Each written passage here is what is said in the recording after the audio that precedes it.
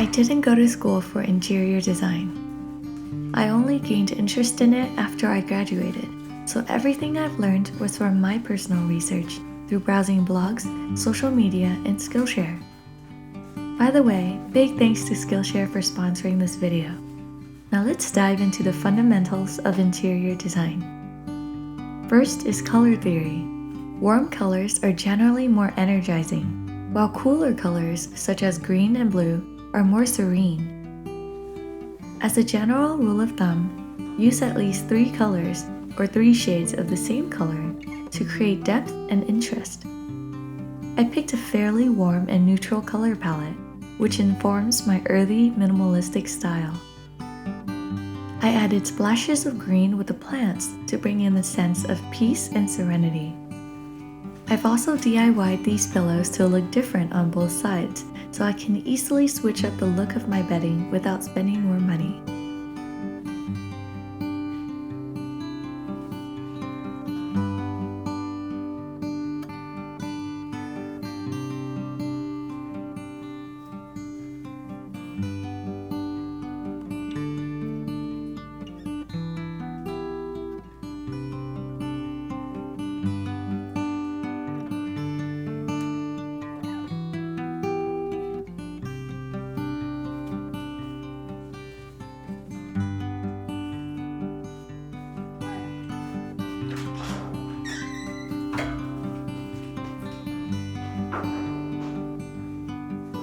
My home office really just occupies one wall.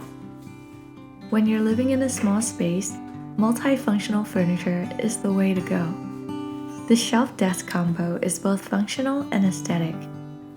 The open shelving allows me to be as creative as I want and style unique trinkets with my collection of books.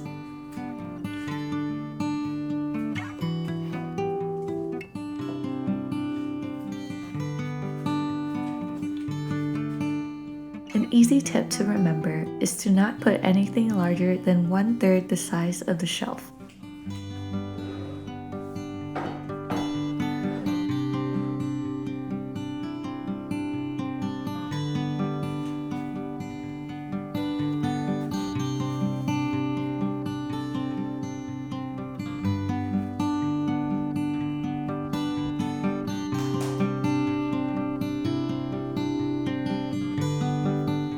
My living room is currently a bit more vibrant than my bedroom, with splashes of different jewel tones to create a lively living space. Since this room serves a different purpose than my bedroom, I don't mind being more liberal with the color scheme. I created a sense of peace through a different method: balance. Lauren Cox, the design program manager at Havenly, said, "Balance is this idea when you walk into a room, everything feels like it has a place." My goal here is to make the room feel even, yet still interesting to look at. You don't have to go for extreme symmetry to make the room feel balanced. I placed a mid-century modern floor lamp on one end of the couch and balanced it out with a planter on the other side. It looks pretty good as is, but I think the room would look even more balanced with a macrame hanging above the plant.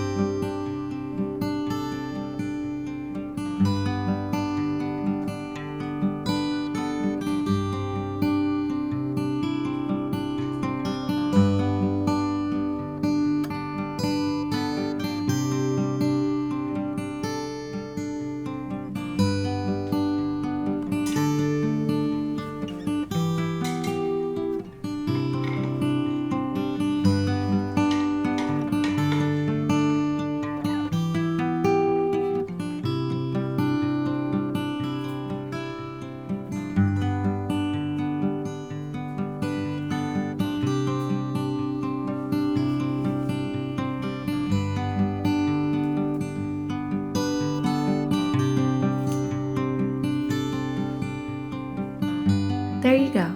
This shows that you can achieve balance with asymmetric decor as well.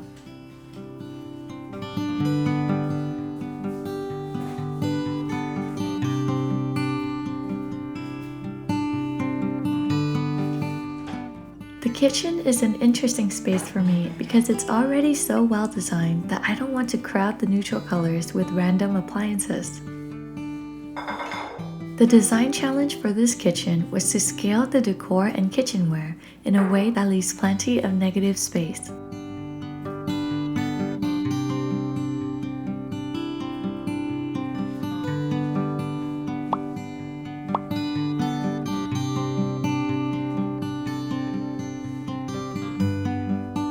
I chose to only display items that complemented my kitchen and hid everything else in the cupboards.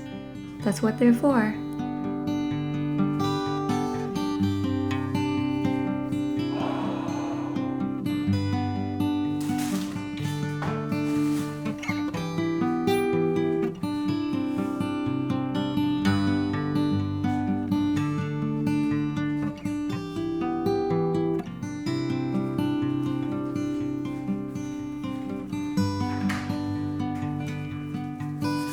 My bathroom is abnormally large for a typical unit of this size, but I'm not complaining. The original intent of the design was to create a spa-like finish so the resident can feel relaxed and at ease after a long day. To make the space feel more natural and less sterile, I decided to add a few faux plants.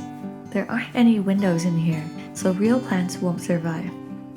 I kept the color palette neutral again, since I believe that both your bedroom and your bathroom should make you feel calm and at peace. The color palette extends to my choice of body care and hair care products, not on purpose, but it worked out great. These bottles also have seed packets in them, so I can plant the seeds in the biodegradable bottle once I'm done using it. So neat. And these are just my exfoliation gloves. I also keep my rattan stool in here to help me reach the dryer. Here's a fun fact. I'm only 5'2".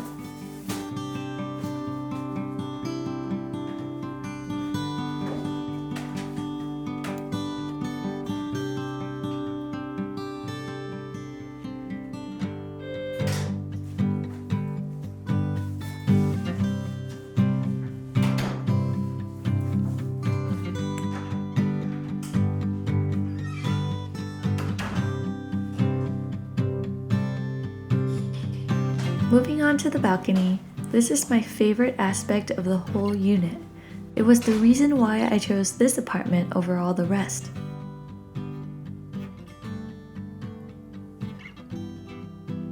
This 26 by 5 feet balcony presents the opportunity for me to create movement throughout the space using colors, patterns, and other rhythmic elements. This is a long, narrow space, so I maximize what little room I had by working vertically.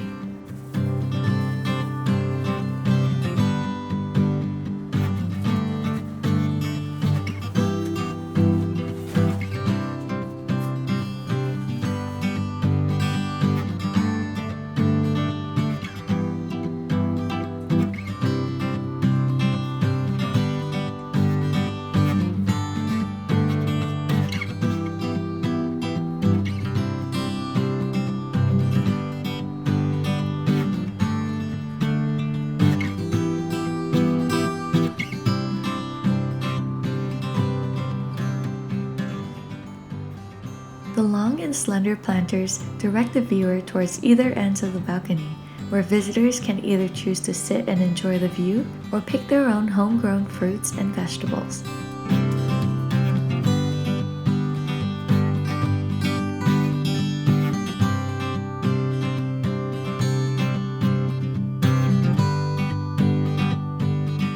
I hope you enjoyed my apartment tour and design tips. I learned all of these tips through Havenly's interior design class on Skillshare. Skillshare is an online learning community with thousands of classes covering everything from interior design to gardening, videography, and more. If you've always wanted to pick up a new hobby or even learn a new skill that can potentially benefit your career, I highly recommend that you check out Skillshare. An annual subscription is less than $10 a month. You can sign up with the link in my description to get a 2-month free trial. May you continue to thrive with all the incredible skills that you pick up.